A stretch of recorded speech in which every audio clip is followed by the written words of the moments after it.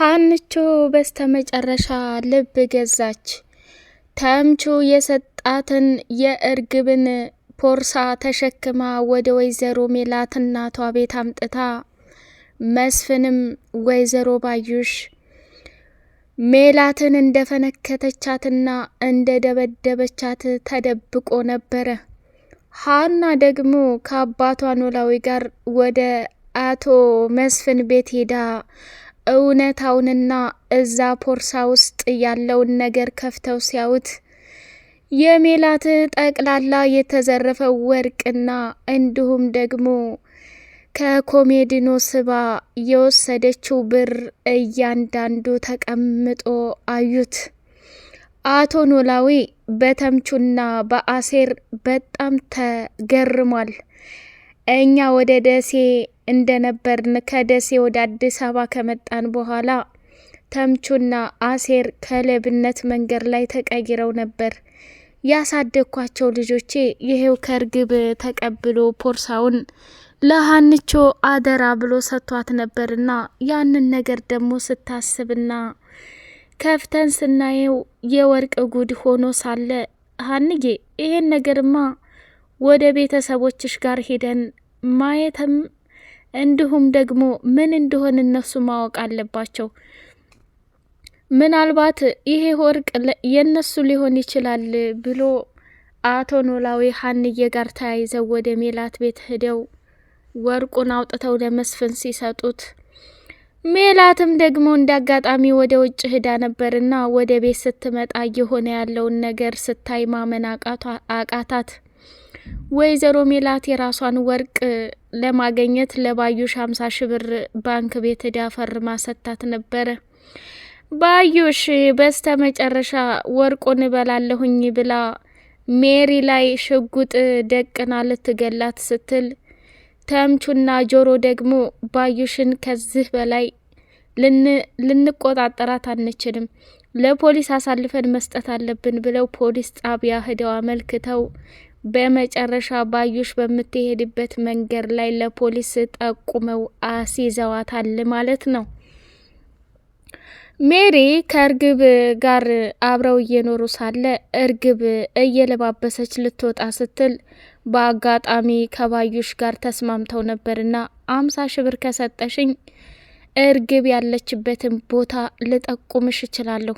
እርግብ ደግሞ አንድ ጉድ ወርቅ ተሸክማ ከወይዘሮ ሜላት ቤት እንደተሰወረችም እነግርሻለሁ ብላ ሜሪ የምታውቀውን ሁሉ ለባዩሽ ስትነግራት ባዩሽም ደግሞ ወደ ለመደችው ሜላት ቤት ሄዳ ስሚ ሜላት፣ ወርቅሽን የምትፈልጊ ከሆነ 50 ሺህ ብር እርግብ አለችበት ቦታ ላይ የምትጠቁመኝ ልጅ 50 ሺህ ብር ጠይቃኛለች። እሱን ደግሞ ከፍለሽ ወርቅሽን የምትጠቀሚ ከሆነ ሀያ ልምራሽ፣ አይ ከወርቁ ይልቅ 50 ሺህ ብር ይበዛብኛል የምትይ ከሆነ የራስሽ ጉዳይ ብላለቻት።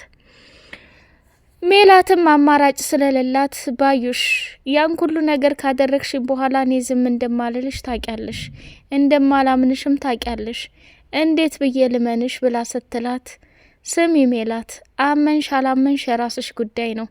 እኔ ወርቁ እጄ ላይ ቢሆን 50 ሺህ ብር ምን ሊያደርግልኝ እጠይቅሻለሁ? አንዳንዴ ሞኝና ጅል ነሽ እንዴ ብላ ባዩሽም ከዛ ከቤት ወጣች።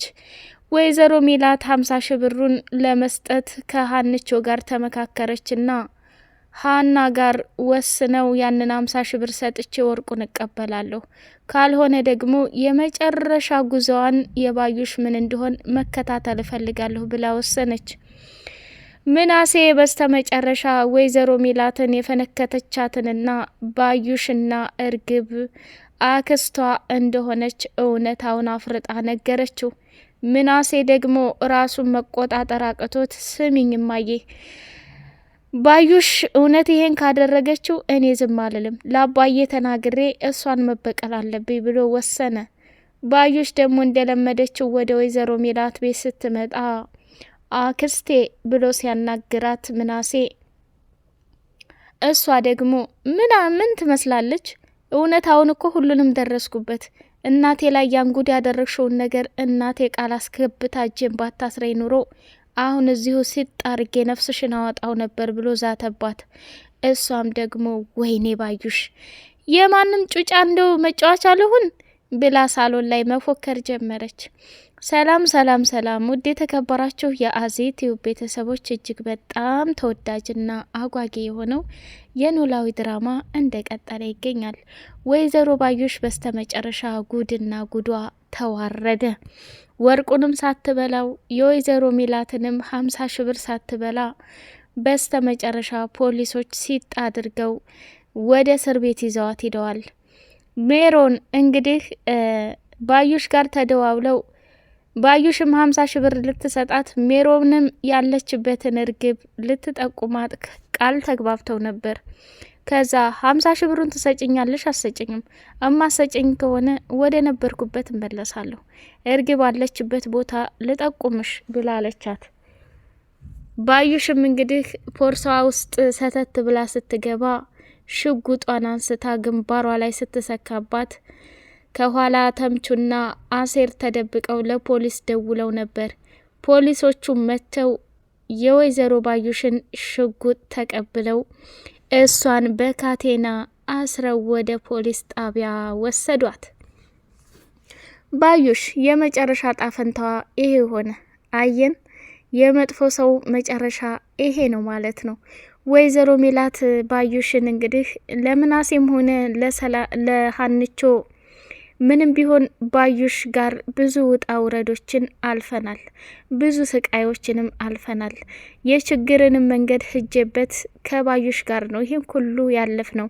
አሁን ዛሬ ምናልባት ኑሮ አስቸግሯትና የሆነ ነገር ጎሎባት እኔን እንደዚህ ብታሰቃየኝ መቻል ነው ያለብኝ ብላ ለሀና ተናገረች። ሀናም ደግሞ እማዬ ይሄን ነገር የማታደርጊ ከሆነ ላባዬ ነው የምናገረው፣ ምክንያቱም ወይዘሮ ባዩሽ ያደረገችው ነገር ቀላል አይደለም። ወንጀለኛን ሰው በእጅ ደብቆ ማስቀመጥ በህግ እንደሚያስቀጣ ታውቂያለሽ እማዬ። ባዩሽ ደግሞ እያንዳንዱ ያደረገችው ነገር ቀላል ነው የሚባል ነገር አይደለም። አንቺ ይቅር ብታያት እንኳን የሰው ነፍስ እኮ አጥፍታለች፣ ለምን እንደዚህ ታደርጊያለሽ ብላ ሀና ሞቀሰቻት። ምናሴም ደግሞ እማዬ ይህን ነገር የማታደርጊ ከሆነ እንዴት አንቺን በጠርሙስ ጭንቅላትሽን ፈንክታሽ ዝም ልታያት ትችያለሽ? ምንም ቢሆን አክስቴ ባዩሽ የእጇን ማግኘት አለባት ብሎ ምናሴም ወሰነ። ወይዘሮ ሚላት ምን አለች? ምናሴ ይሄን ነገር የነገርኩህ እውነታውን እንድታውቁት እንጂ እኔ ዝም ብዬ በራሴ መንገድ መሄድ እችላለሁ። አባትህ ቢሰማ ባዩሽን ሂዶ ሲጥ አድርጎ ነው የሚገላት። እኔ ደግሞ እንዲገላት አልፈልግም።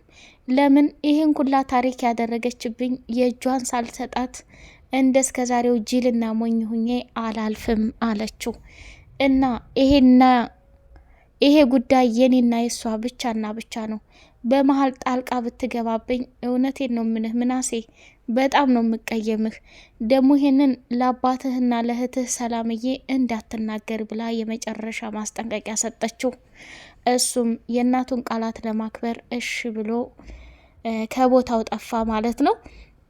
መጨረሻ ላይ ወደ ሀንቾ መኝታ ክፍል ገብቶ የተፈጠረውን ነገር እያንዳንዱ ሲነግራት አውቃለሁኝ ምናሴ፣ እኔም እንዳንተ ሳላስብ ቀርቼ አይደለም እማዬ፣ ይሄ ጉዳይ የኔና የሷ ነው። እኔ ወዳጄ ናት እህቴ ናት ብዬ አቅርቤ ያጎደልኩባት ነገር የለም። ግን እሷ ከጀርባ ሁና ይሄን ሁሉ ላደረገችኝ የእጇን እሰጣታለሁ ብላ ወስናለች።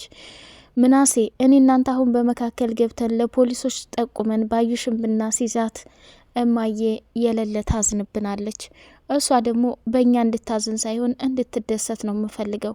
ስለዚህ በመንገዷ መግባት የለብንም፣ ራሷ የፈለገችውን ምርጫ ማድረግ ትችላለች ብላ ወሰነች ማለት ነው። እሱም እሺ ሀንዬ አንቺ ካልሽ ችግር የለውም፣ ግን ሰው ይሄን ያክል እንደዚህ ያደረገቻት ምን ልሁን ብላ ነው? እሱን አላቅም፣ ወደፊት የምናየው ይሆናል ብላለች። ተምቹና ጆሮ እንግዲህ መጠጥ ቤት እየጠጡ ተምቹ በእርግብ ፍቅር እየተቃጠለና እየተንገበገበ ይገኛል። ባለሱቁ ዘንድ የእርግብን ፖርሳ አስቀምጦት ነበርና ከዛ ተቀብሎ ወደ ሀና ጋር ነበር የወሰደው። ጆሮም ደግሞ ይሄ ፖርሳ ምንድን ነው? ቆይ አንተ የሴት ፖርሳ ይዘህ መንገዱን ሁሉ ልትዞር ነው እንዴ ብሎ ሲለው ተው ጆሮ፣ አንተ የምታውቀው ነገር የለም። ይሄ ቦርሳ ማለት ለኔ ትልቅ ማስታወሻ ነው።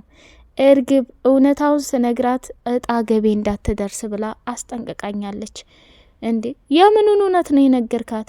እኔ ከአሜሪካ እንዳልመጣሁ እስከ ቅርብ ጊዜ ድረስ ጎዳና ላይ ሁኜ ምሳዬን በልቼ ራቴን የማልበላ ልጅ መሆኑን እውነታውን ነገርኳት።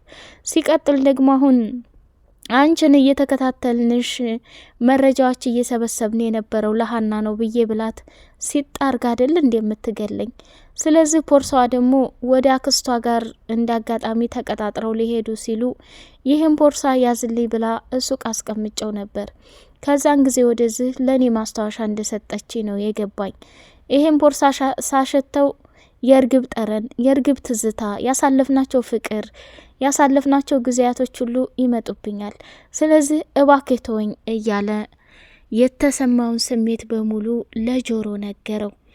አሴርም ደግሞ የቻለውን ምክር መከርና ስማ፣ ካሁን በኋላ ያችን አሮጊት ሴትዮ በምንም አይነት ሁኔታ ልንታገስ አንችልም።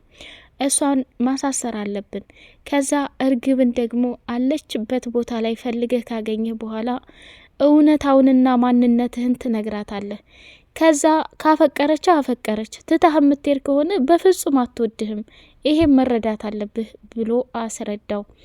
አሴርም ደግሞ ሀናን እየወደዳት አንድ ቀን ፍቅሩን ሳይገልጽላት ይሄው እየተቃጠለ መሆኑን ለሱም ማስረዳው። መጨረሻ ላይ መጠጥ ቤት ሄደው የሆዳቸውን እያወሩ መጠጣቸውን መጋት ጀመሩ።